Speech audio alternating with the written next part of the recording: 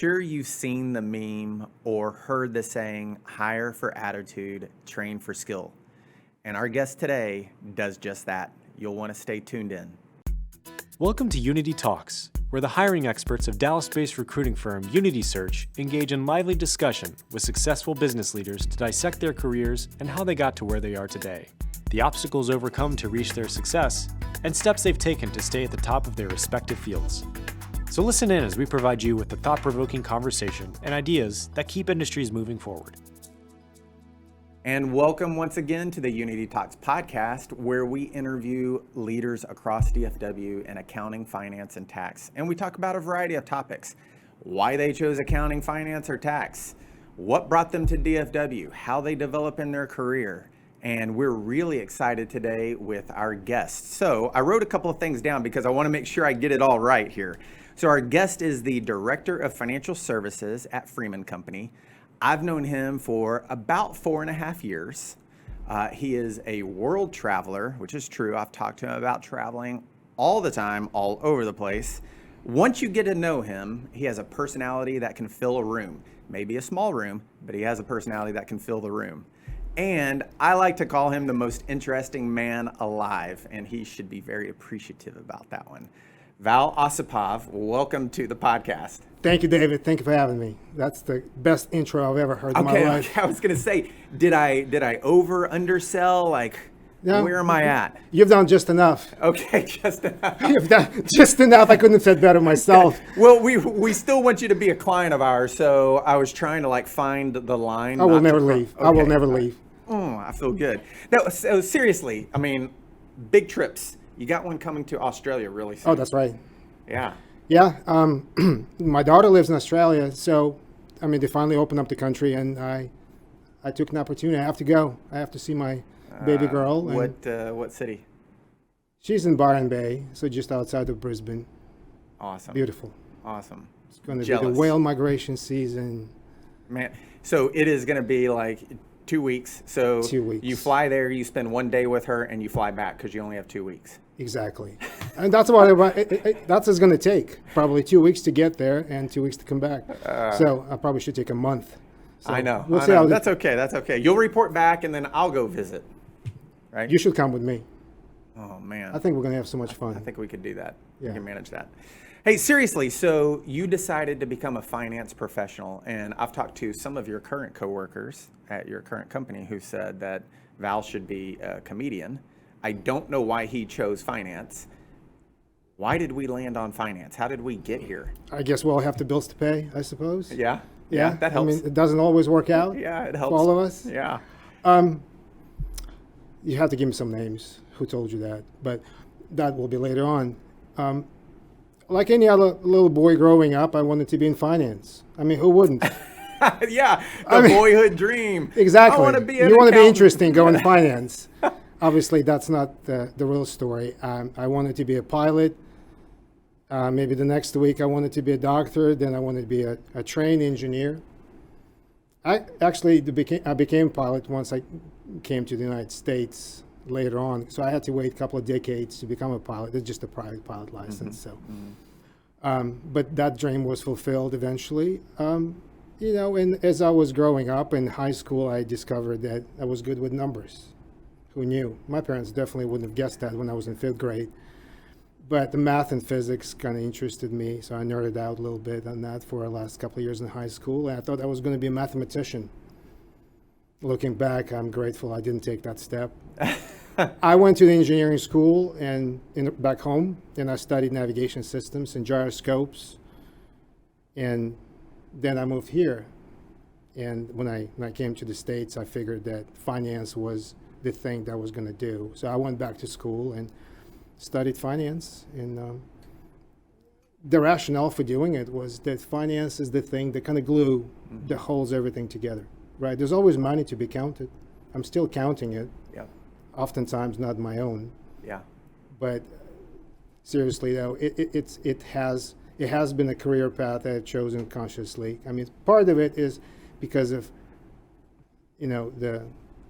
the knack for the numbers, I suppose. I like the numbers, I like the patterns in the data. I like to figure those things out, but I also like the interpersonal aspect of my current job, right? It's not all about the numbers, right? You get to talk to real people about the real problems. So all of that came together. So that's kind of the long story of how I came to finance.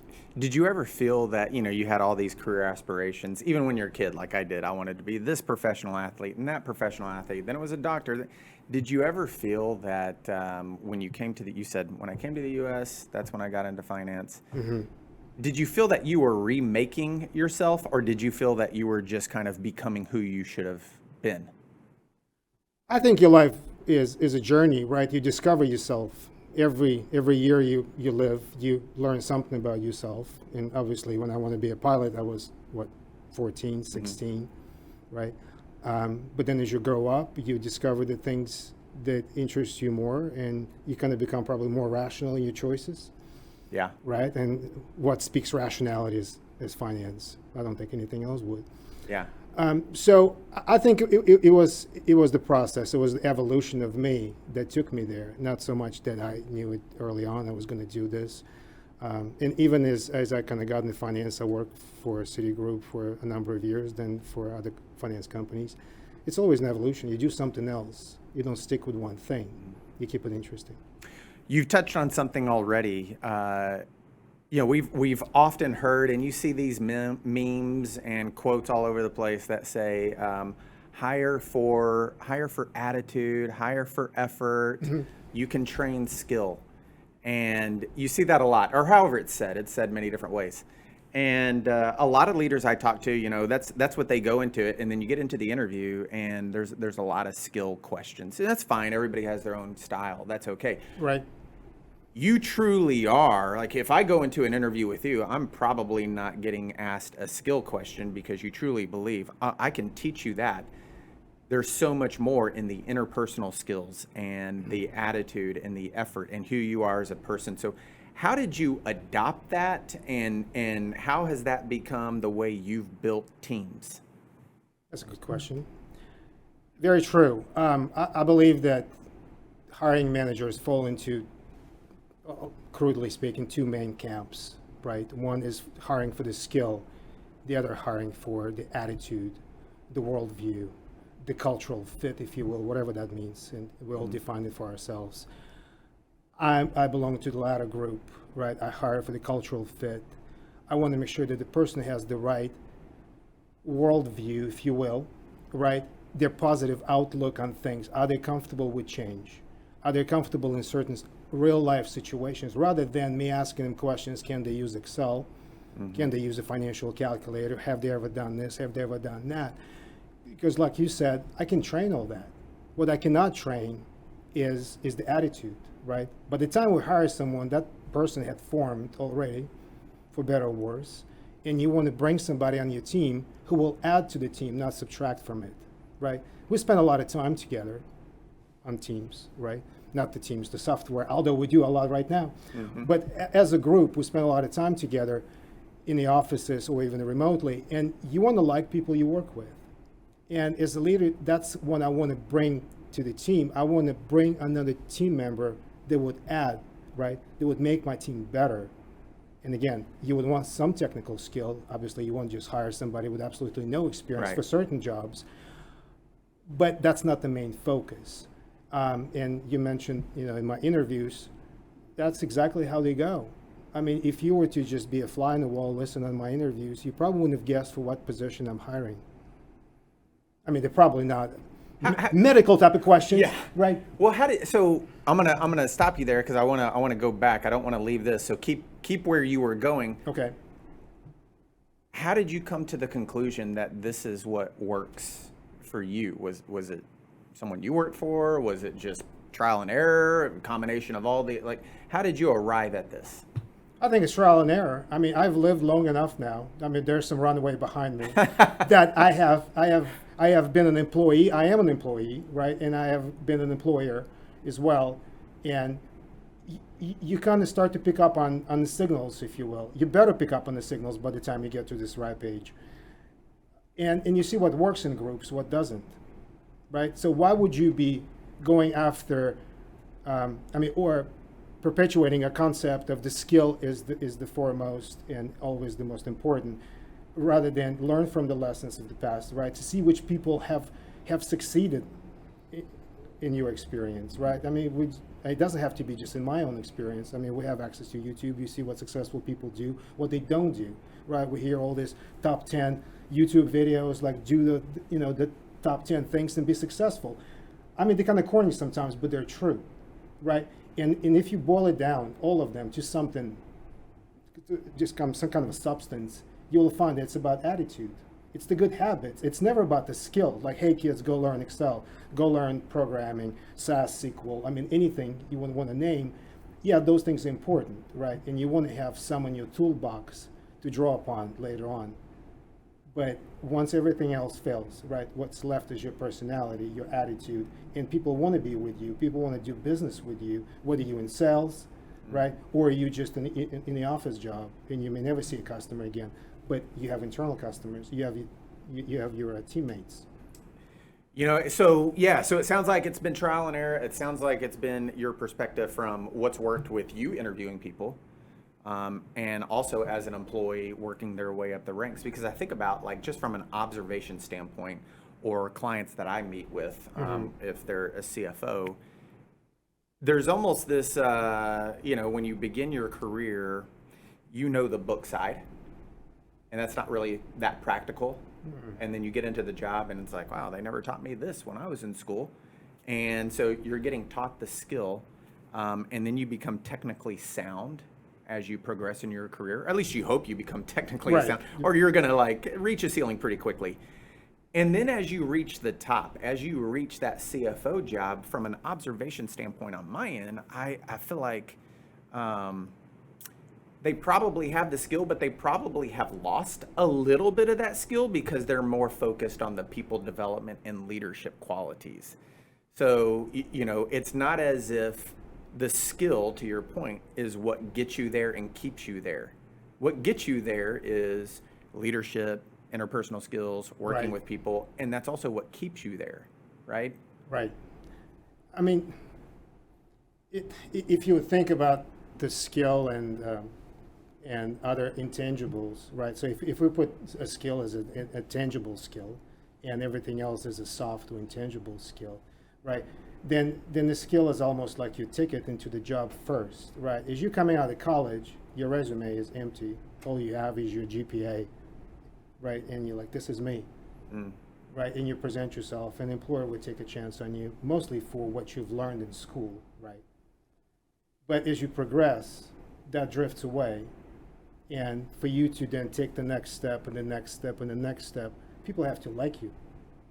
It's really that simple, right? Because if anybody's going to hire you for a position to manage other people, not only you have to be technically savvy, right? But most and foremost, you have to be able to lead people. And you can only lead them if you're the person that people would like, people would trust, right? And people want to be like you in some way. I know it's a big statement to make, as if I am that person that people always look up to, but I want to be, right? I strive to be the leader like that. Perfect. Yeah. So I just wanted to pause on that because I wanted to see how you arrived at this is how I'm going to conduct myself in interviews and how I'm going to construct a team. And then, in a few minutes we can get into what is the impact on your team having done that. But it's because I'm sure that's trial and error. Trial and error. You were going back to where before I cut you off, you were talking about, if someone was in my interview, you probably don't know if it's for a finance job, what finance job it is because of what you're asking them. So what are you asking? What are you trying to pick up on? Is it how they're sitting? Is it their behaviors? What are we looking for? Where they're looking? No, you're right.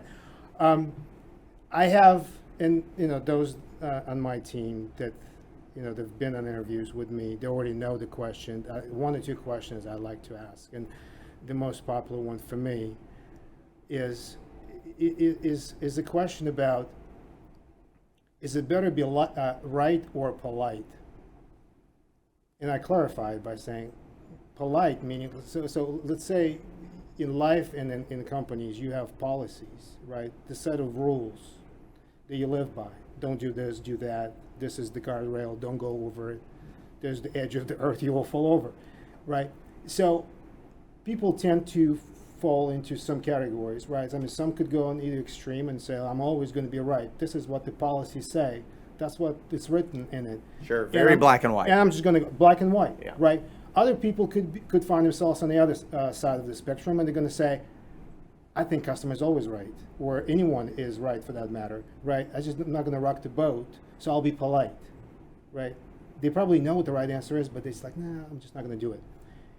And there's a lot of gray in the middle, which is real life. So what I'm trying to get out of it by asking that question is that the person can think for themselves. They're not trying to guess the answer, right? And the answer I'm expecting to hear is like, well, it depends. The best finance answer you can always hear, right? It depends. There's almost a never black and white answer. It depends on many different inputs, right? And as soon as they say that, I can move on to the next question because I just heard what I wanted to hear. And the reason for asking that question is that me personally, I don't want anybody on the team that would be so categorical as to like put a stake in the ground and not move it. Just be so categorical about opinions. No flexibility. No flexibility. Yes, that's the word I was looking for. And because I don't think that contributes anything. I mean, you want people to obviously, respect the policies, respect the rules. That goes without saying, but they have to understand the real life. Sometimes asks for, a bit of a creative thinking, right? At the very least, ask someone for an answer. Like if you don't have to have it, but have enough presence to ask someone else, and then both will figure out rather than just say no or always yes. So as you interview them, they pass the polite right test, you're like, they walk out of the room, you're fist pumping, like, got another one, this is great. So as you bring them on your team and you work with them, is it in a one-on-one? How do you enhance their interpersonal skills? Because you can't change who they are at their core, right? That's developed from a kid and all their life experiences to the point that you made earlier, but you can certainly enhance and advise and put the guardrails up. How do you do that? Because those can be sensitive topics. Could be. What I like to do is to use so we do once a week kind of a stand-up call. Right now it's all calls, right?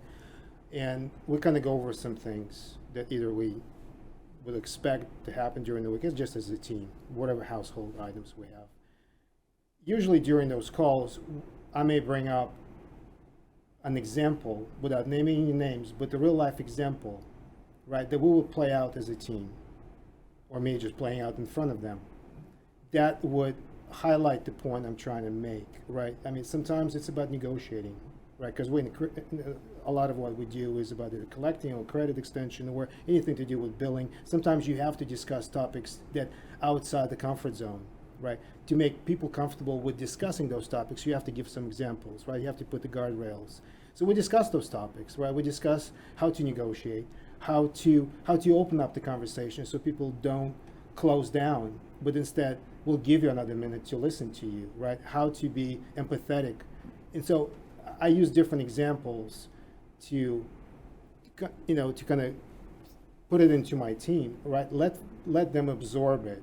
In fact, I asked them not to write anything down because I think that once you write it down, you're almost looking for a template, and I'm just against templates, if you will. And so we use the role play, we use those real life situations to learn from, right? And it's a kind of rinse and repeat because you can't just say it once, right? You kind of have to reinforce.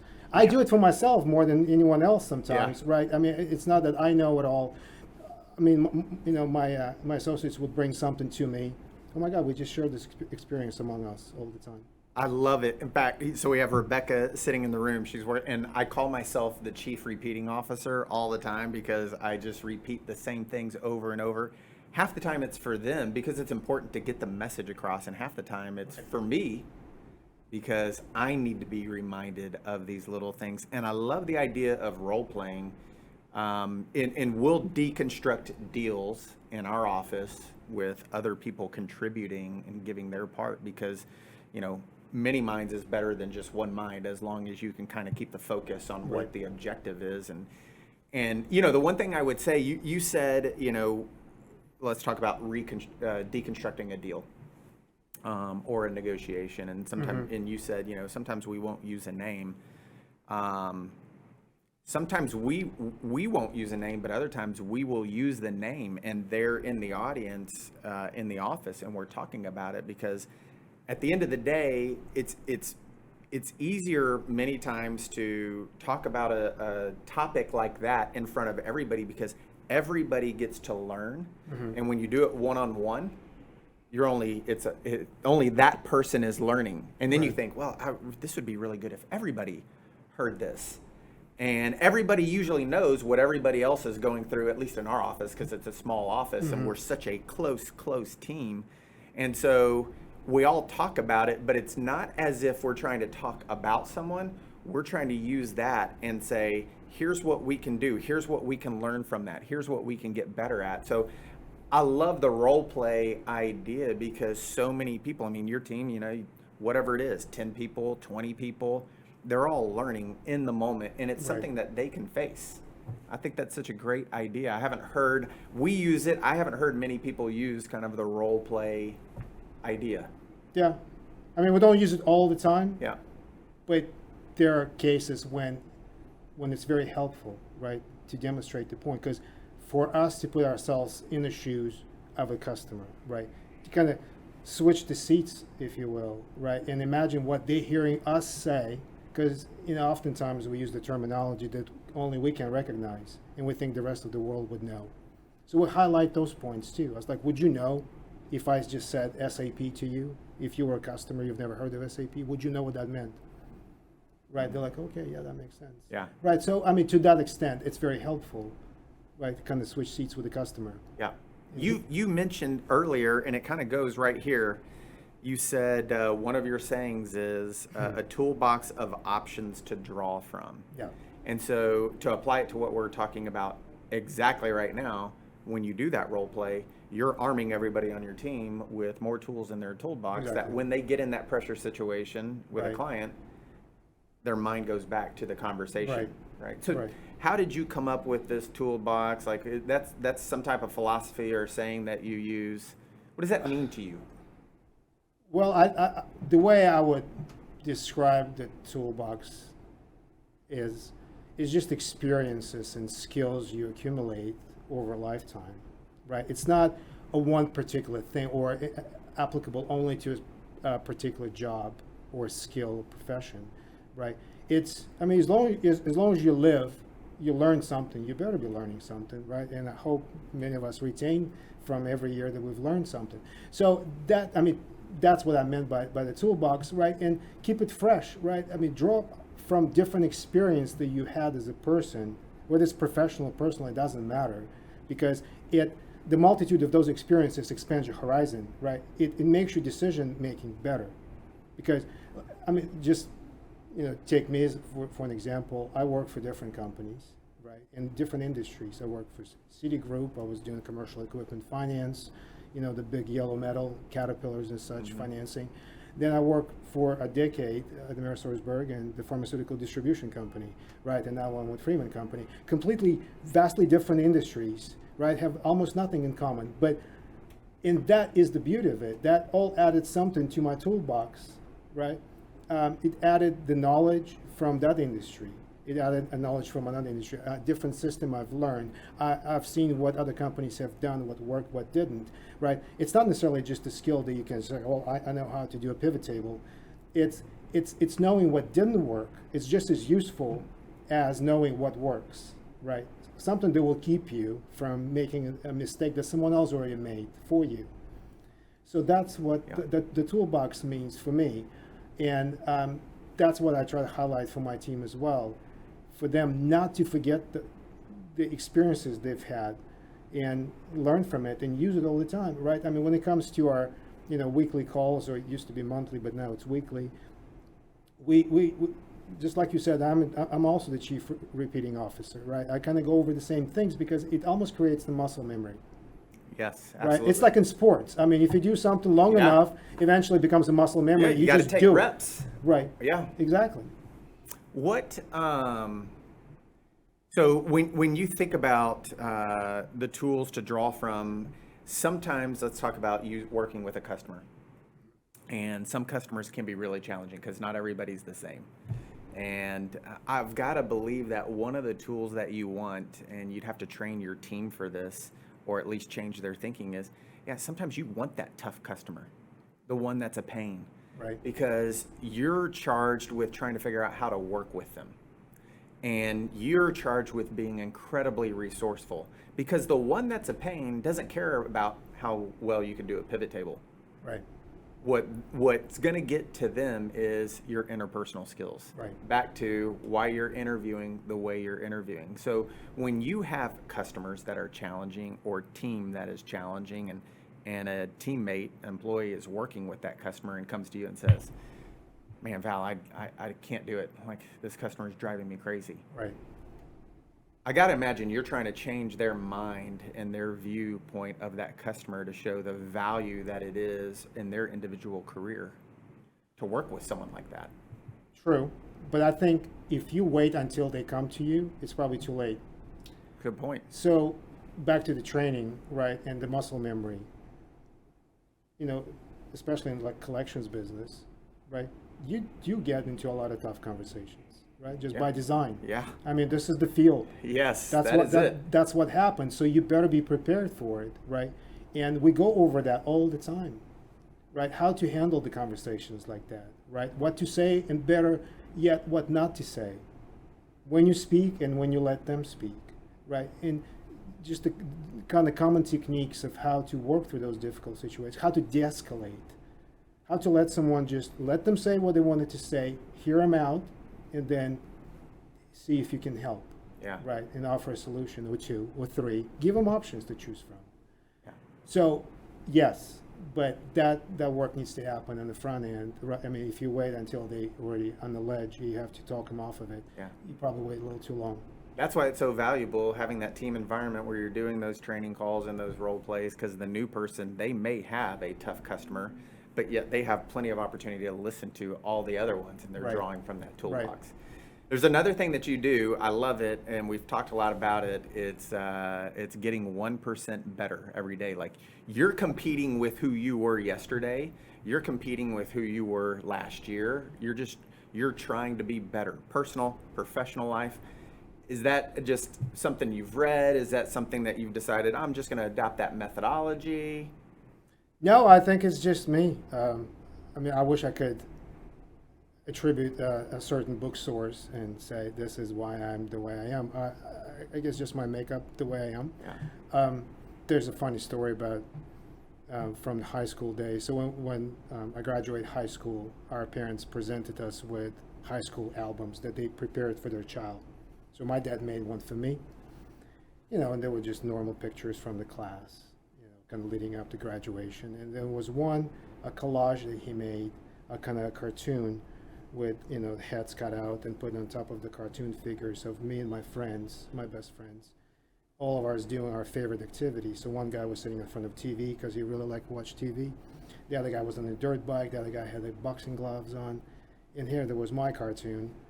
I was on the top of a 10-speed bike while spiking a volleyball over the net with a book in my hand. And there was a broken tennis racket on the floor. What my dad was trying to tell me is that I was into so many things, right? And I wasn't specializing in anything. And we always laugh about this because when I show it to my dad, it's like, yeah, well, you're still the same way. And all jokes aside, I think it just kind of followed me through my entire life and professional career. I do get excited about different subjects. I do get excited about different hobbies. Since COVID started, I've been into running, and I started running in March of 2020. I haven't stopped yet. It completely consumed my soul. So this is the new me. Yeah. In present day. But I mean, there've been other kind of variants of me as I was growing up, and again, all of that contributes to the toolbox. Man, I'm such a big fan of the 1% better every day. If you do that, like if you were to take the math, talk about skill, right? If you take the math and work it out and you get 1% better every day, at the end of a year, if you do that for 1 year, you're 37 times better than what you were at the same point last year. if you work. That's a good math. So it was all done up here, so easy. No calculators. Yeah, no, I don't do that. No, I don't do math anymore. I really like that, because in any job, if you're competitive, you want to compete with yourself.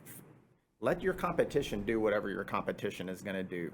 Don't use them as a measuring stick. Right. Because if you do what you need to do better every day, or at least strive for that, you may not achieve it every single day. But if you're striving for that, you will, over the course of time, with consistency, beat your competition and become better, because you have reps, you're learning, you're developing, you're getting training.